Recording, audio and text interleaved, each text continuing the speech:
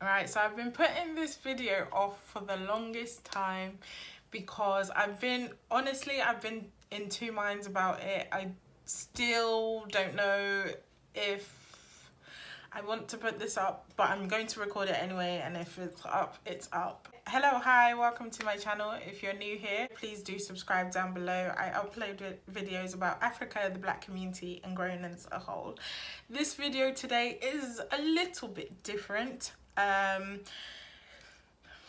It does relate to Africa, so yeah, today I'm going to be sharing with you guys my Airbnb horror stories. I'll see how this video goes so far, whether I should split it into two because I have two horror stories, or whether I should keep it all as one. We'll see how it goes. Let's go.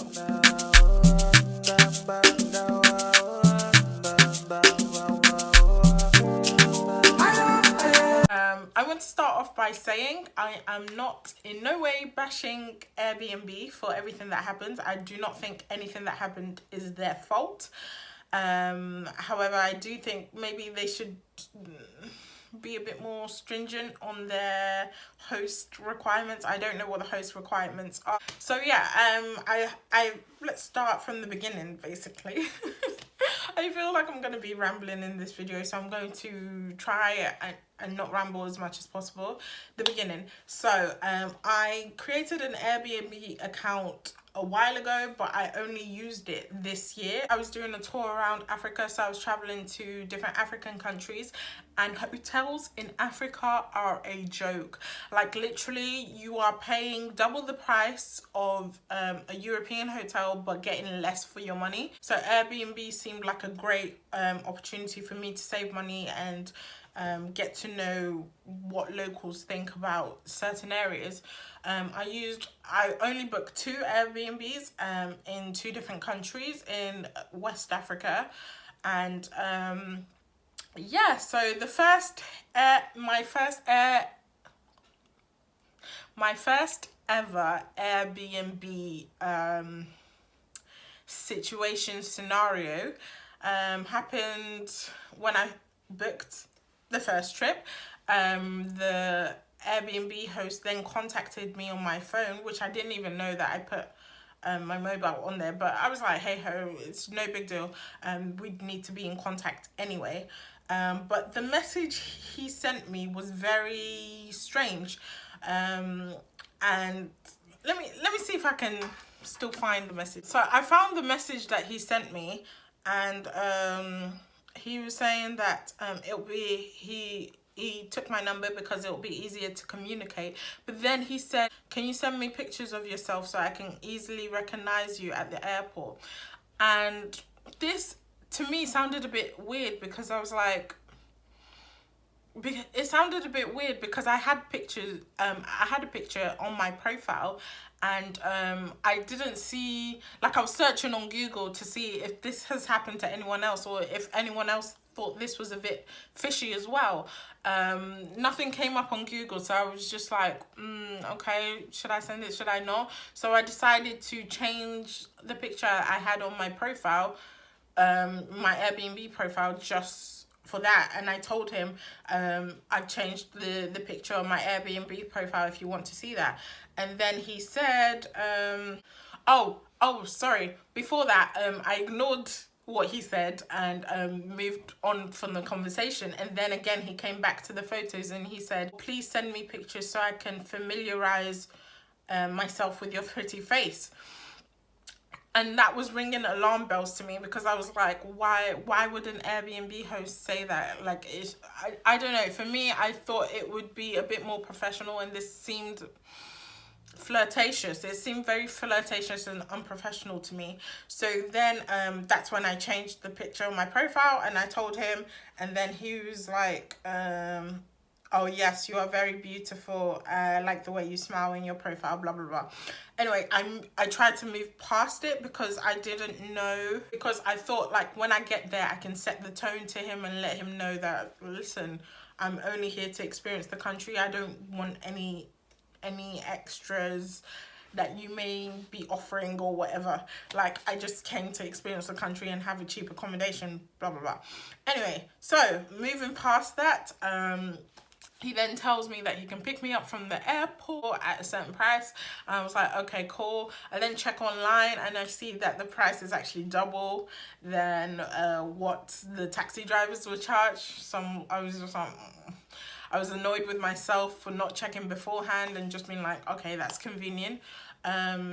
Especially because the country I was going to was English speaking, so it wasn't going to be hard for me to be like, hit to the drivers, find this place. But anyway, I thought just because of convenience, whatever, I'll do that. And then on my way back to the airport, I will sort out another taxi for a better price. So cool. I get there and he's friendly, he's nice and everything. Then we get in the car on the and then he shows me the car we're going in, and the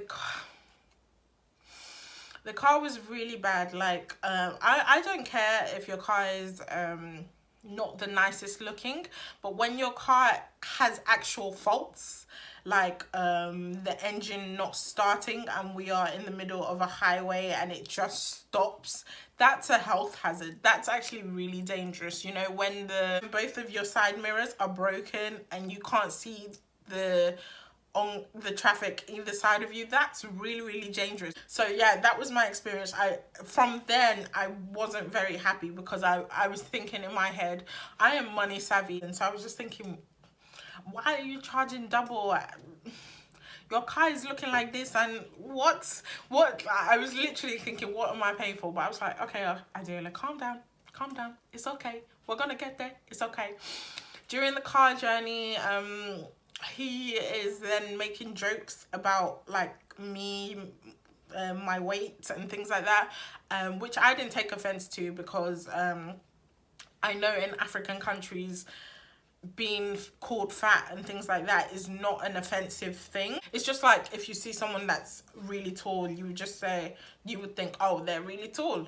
Just in Africa, if you see someone really fat, it's only in the West that fat is associated as being ugly or not worthy. I didn't take offense when he was saying things like that, but I know other people, but I think it's just worth bringing up because I know other people would definitely, it's like a no-go area talking about their weight. So anyway, we get to the accommodation, he shows me the place, and it's exactly like the pictures. The apartment is really nice and things like that. So I put my bag down in the room that he says is mine, and then we head out for the day. And this is where things start to take a turn for the worse, really. So when I go to countries, I am usually very good at organizing what I'm going to do for the day or what I want to accomplish. So I know how to get the taxis and things like that by myself. So that was my original plan. And he was like, oh, well, we're going the same way-ish, so I can take you with me. So I was like, okay, cool. We get back inside the rust bucket that is about to disintegrate. I don't even know what to say. We get back into the health hazard, and he's telling me to give him money for this, that, and I'm calculating in my head. I'm thinking, why am I doing all of this? But I give it to him anyway, and then after that we head to the places, and he's asking me, like, I'm trying to learn about, like, I plan to go to museums and like national landmarks and things like that to learn about the history of the country.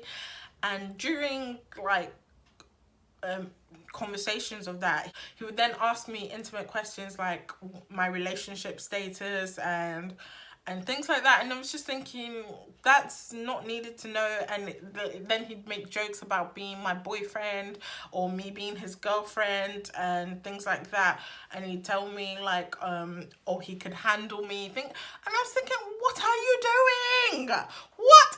doing? Like, literally, I am the host in this house, and I was feeling really uncomfortable with that. I didn't know if it's the country's culture, because you know some countries you go to and they're naturally more flirtatious, or he was just trying his luck and things like that, and it was just making me feel really uncomfortable. And plus I was tired, so it's coming off as annoyance. So I think he could tell in my voice that I was annoyed, but it's because I've been traveling all day. I didn't get I wasn't able to reach my family until like the evening time, because I had to get a SIM and everything, and just setting everything up, like everything was a bit stressful, and because I was in the country for a short period of time, like it was just, I just wasn't in the best moods, and him just saying all this stupidity was just irritating me even more. So it was coming off as annoyance rather than uncomfort. So he probably thought, I don't know what he thought in his head, but I'm guessing he thought, let me leave it for now, or let me leave it for today. So we get back to the accommodation quite late.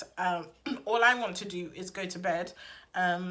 The way it was set up, it was that I had a whole like apartment-ish, and he was living in another building in the same compound. So we were in the same compound, but he was living in another building, I was living in the one building. So all I wanted to do was sleep, but because of the country that I was at, it was very dusty, it was very dirty, so I had to have a shower first. So I'm going to go and get my things, and I see him just standing there at first, and I'm thinking, yes, can I help you? Because he's standing there and he's like waiting for me to come back to the living area to talk to him, and then he turns on the TV and he sits down and he's just chilling there, and I'm thinking,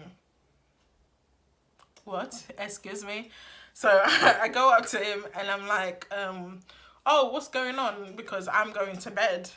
And he was like, oh, okay, well, I thought you might need some company, blah, blah, blah. You'd want to chill and talk. And I was like, no, I don't want that at all, actually. And he was like, oh, you wanted to watch a movie and chill and stuff. And I was like, no, I don't want that at all. No. And then he goes, oh, okay, well, and then he goes, okay. And then he tells me that the apartment I'm staying in had like 3 rooms, I think. And he tells me that one of the rooms is actually his room. And he asked me, do I want him to stay there? And because of how I felt that day, I was like, no. And then he said, okay, no problem. I would go to another house in the compound and stay there, which was, I don't know, his auntie, or I don't know whose house it was. It was someone's house that was his family member. And he was like, okay, well, I'll go there and sleep there for the night. So I was like, okay, cool. And he's like, tomorrow we can meet at this time and we can do whatever you plan for the day.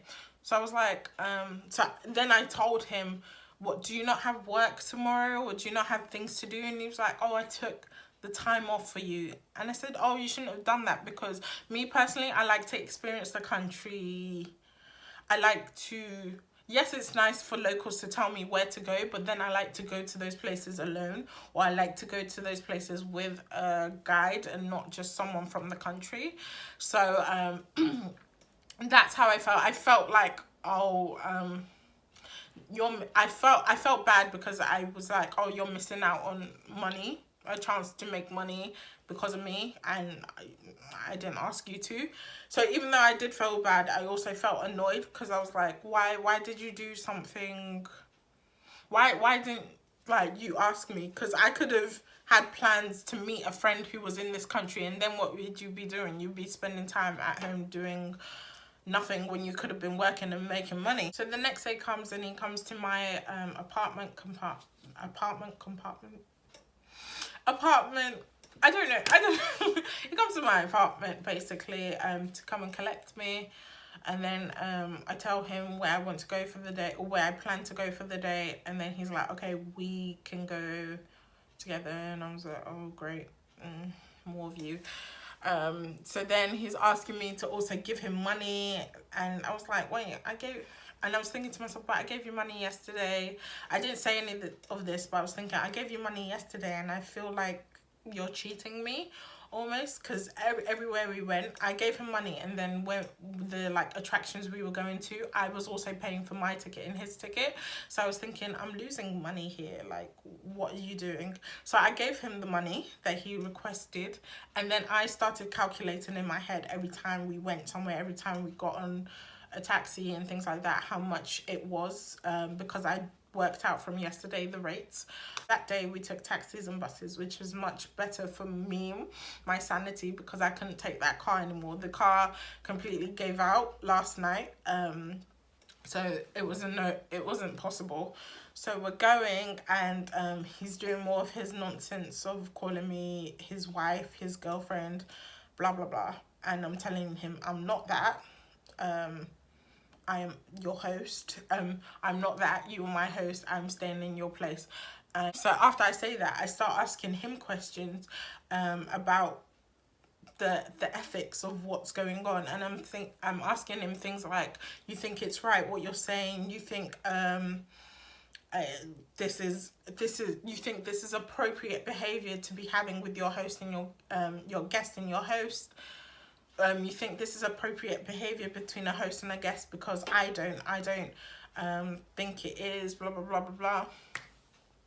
And he's just shrugging it off, saying, you know, there's love in the world, and when you find someone you feel like you connect to, you should just nonsense, like. And I said, well, I don't love you, I don't feel anything romantic towards you, blah blah blah, and I'm making it known how I feel, and then he just keeps going on and on, and he keeps going on and on about these things, and he's asking me, would I never date a man who lives in Africa? And after that, he said something very triggering, which is, he said to me, well, you're a grown woman, you're 22, so you should be, what did he say? Oh, you're a grown woman, you're 22, so you shouldn't be shy about these issues. And I said to him, I'm not shy. I'm not attracted to you at all. I don't want you in that way. I just want to stay in the accommodation which I paid for, you know. And I was making it known that this is very inappropriate to be asking your host, blah blah blah. And I don't know how we got onto the topic, but he let me know that it isn't his project, it's his mum's. So I was it wasn't his project, and I said, well, your mum is trusting you to run the Airbnb service here in your country, and so why are you acting like this? Because you're scaring guests away. Like, if someone, I am quite a bold person, especially when it comes to me solo traveling in Africa. I've learned that some people will try and take advantage of the fact that I am a solo female. So I am very bold, I'm very vocal in what I say, and I make it known how I feel or my stance in a situation. I feel like I handled the situation quite well, and I let it be known how I felt, but he just wasn't listening, and he kept going, and the conversation just got much more sexual, and he was asking me much more intimate questions about my sex life, something that I feel like a host should never be doing. Like, how does that information impact your life? It doesn't. You don't need to know. And then at first he asked me if I'd consider being intimate with him, and I was like, what? No, of course not. And then he started saying that we should try it, blah blah blah. And at this point I said, I'm done with this conversation, it's getting too much. And then he was like, you shouldn't be shy, blah blah blah. I said, I'm not shy, I've made it known that I don't want to be with you, and you're now asking me stupidity. So at that point things died down, and we were on I forgot to mention, we saw everything that we needed to see, I wanted to see for the day. And this was the final point, which was a beach. So we're having this heated conversation on a beach. Well, it's heated on my side because all I wanted to do was punch him in the fucking face. It was just annoying, the level of persistence that he had when I was saying these things, like I was letting it be known that I don't want to be with you, I don't want to be intimate, and you're still asking me these very personal questions that you don't need to know anything about. So all of that happens and it dies down. So I say to myself, okay, what do you want to do? Because I want to stay on the beach and I wanted him to leave. That was my ideal situation. So I decided to then get up and go into the water. I decided to get up and go into the water just to like cool myself down from the convo and things like that. And he follows me inside, and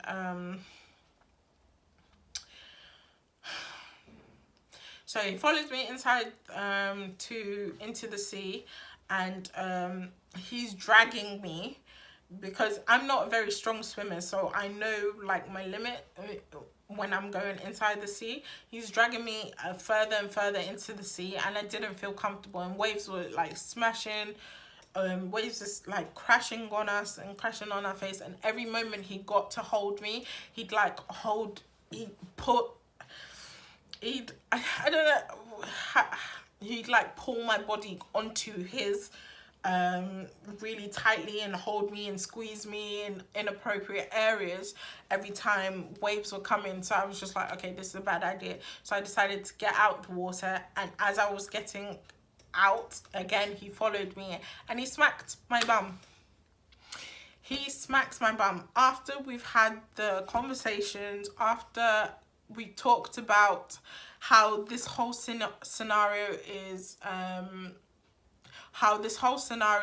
inappropriate. After everything, he then decides to sexually assault me. He then decides to violate everything that I've said, my stance and everything. And at that point, I was so done. I was so angry. At that point, I was so done. I was so angry.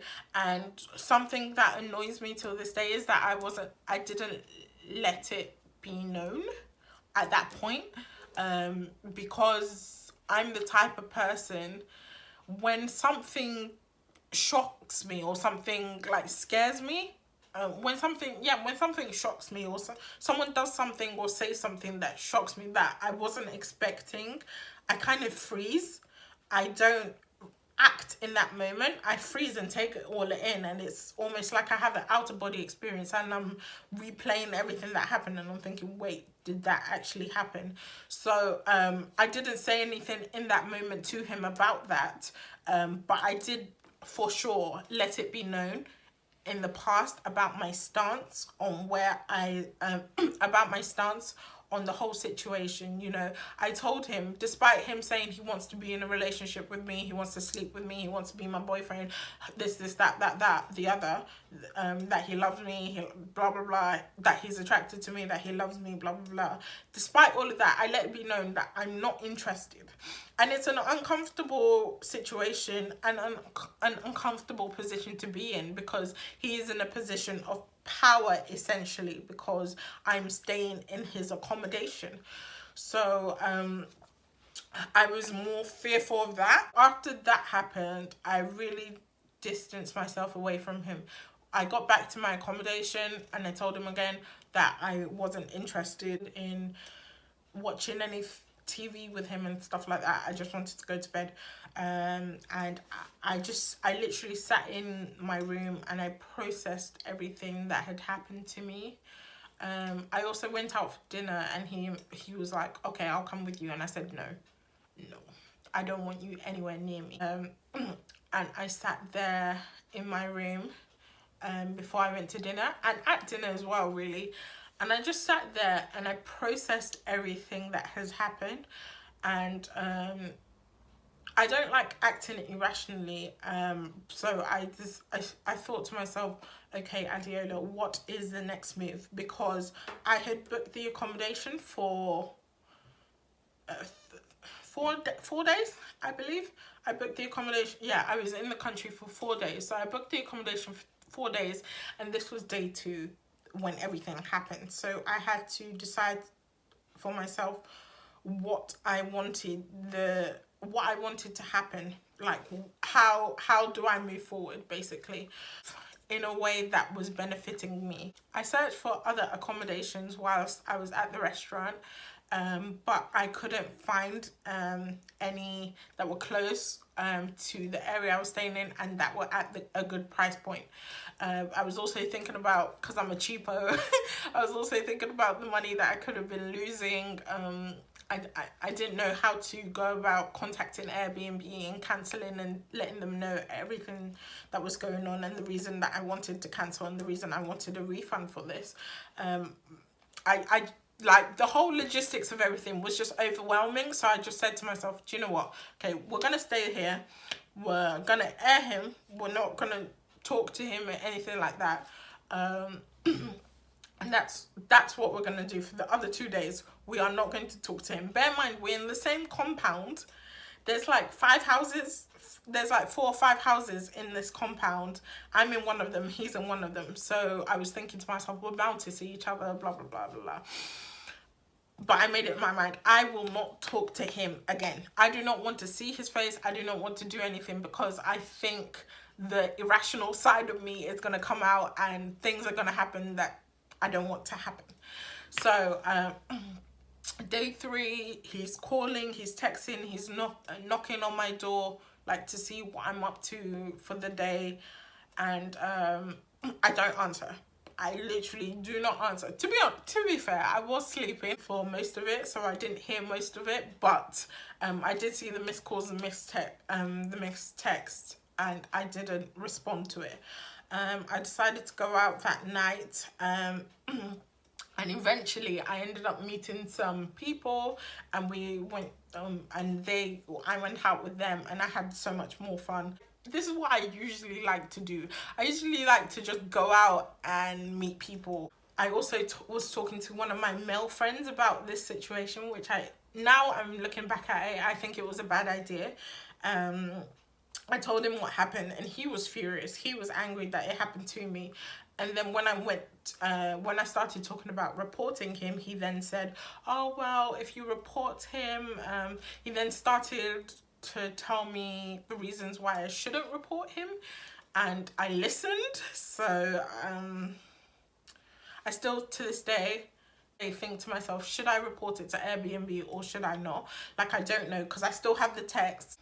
And also, I would feel really bad, not for him, fuck him, but for his mum who owns the business, because I would hate for a guy that I knew to then to do something wrong, and then I get the negative, and then I get the negative that come with it. So I would hate for her to lose her business or her, like, income because of her son's ridiculous behavior. But then again, it also hurts me to think of another girl going through this who is not as outspoken or not as bold as me. What if someone else went through this and they felt really uncomfortable, but they were too shy to say, or something like that, and and then he kept making advances. So the thought of those two really weighed on my mind for a long time, and I still do not know to this day, honestly, what I should do. But yeah, that is horror story number 1. I think that's a lot, so I'll probably put horror story number 2 in a part 2. Let me know what you guys think in the comments down below about this situation, if I am overreacting it, or if you saw that these things were wrong yourself. Again, I want to stress that I don't think this is Airbnb's fault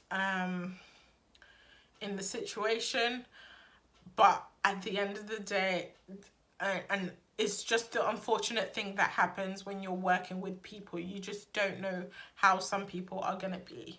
So yeah, I'm just gonna end this one, and yes. See you, bye.